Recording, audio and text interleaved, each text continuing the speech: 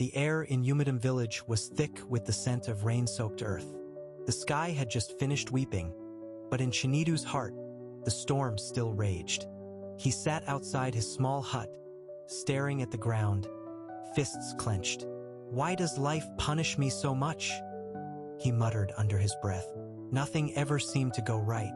His farm yielded little, his debts kept growing, and no matter how hard he tried, success seemed like an unreachable shadow.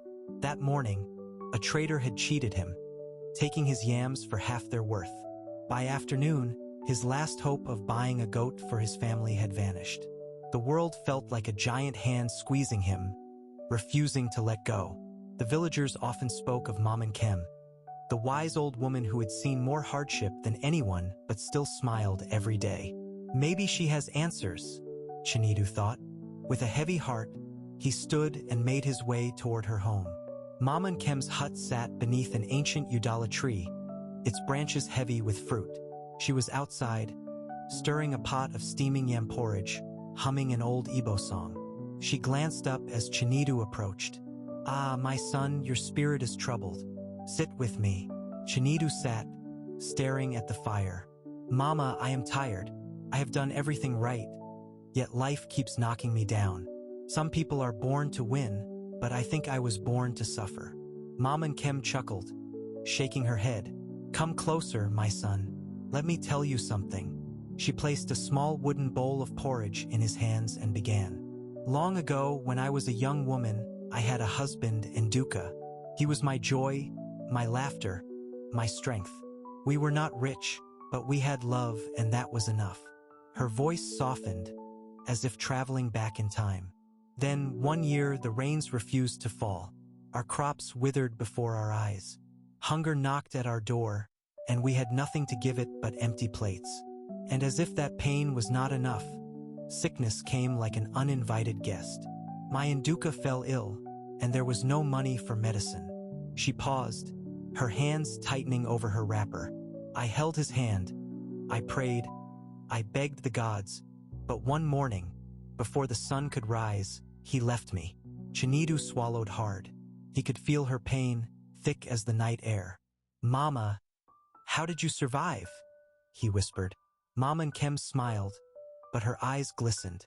"For many nights, I sat where you are now, Chinidu. I asked the same question. Why me? I let sorrow wrap itself around me like a second skin. But one day, as I sat outside, watching my children play, I heard something." She leaned in, lowering her voice. "Laughter." Chinidu frowned. "Laughter? But you had lost everything." Maman Kem nodded. "Yes, but my children still found joy in the little things. The breeze on their faces, the sound of a bird singing, the warmth of the sun. That day, I remembered what my grandmother once told me. Ndubu isi. Life is the most important thing." She tapped Chinidu's chest gently. "As long as I had life, I had hope. As long as I had breath, I had a reason to keep going. I decided that day happiness would not be something the world gives me. It would be something I choose, every single morning." Chinidu blinked. "But Mama, what if life keeps getting harder?" Maman Kem chuckled, her voice strong. "Then remember this, Ichojuji Agwu. Even bad times will pass. No suffering lasts forever. But if you drown in sorrow, you will not see the good days when they come." She pointed at the Udala tree. "That tree sheds its leaves when the dry season comes. But does it stop standing? No, it waits. And when the rains return, it blooms again. Life is like that, my son. Be like the tree. Stand tall, even in the hardest times." Chinidu left Maman Kem's hut with something he hadn't carried in a long time, hope. That night, he did something different.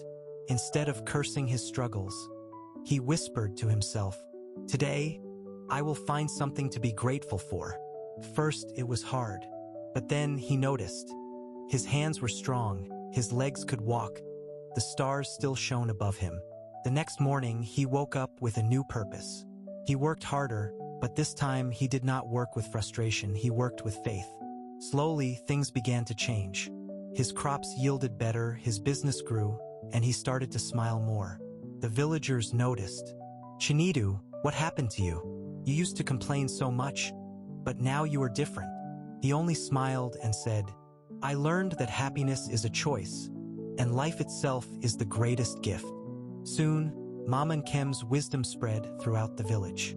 People began to see life differently. They found joy in small things. They learned to endure hardship with faith. And so, the village became a happier place. Not because life became easier, but because the people became stronger. And Mama and Kem? She continued to sit beneath her Udala tree, sharing her wisdom with anyone willing to listen. Her laughter as warm as the evening sun. Life is the most important thing. As long as you are alive, there is hope. Happiness is a choice. It comes from within, not from circumstances. Even bad times will pass. Suffering is temporary, but strength is forever. If you're enjoying this video, don't forget to hit that like button. It really helps us out. And if you haven't already, subscribe and turn on notifications so you never miss an update. Also, share this with your friends and family. Let's spread the knowledge together. Thank you for your support.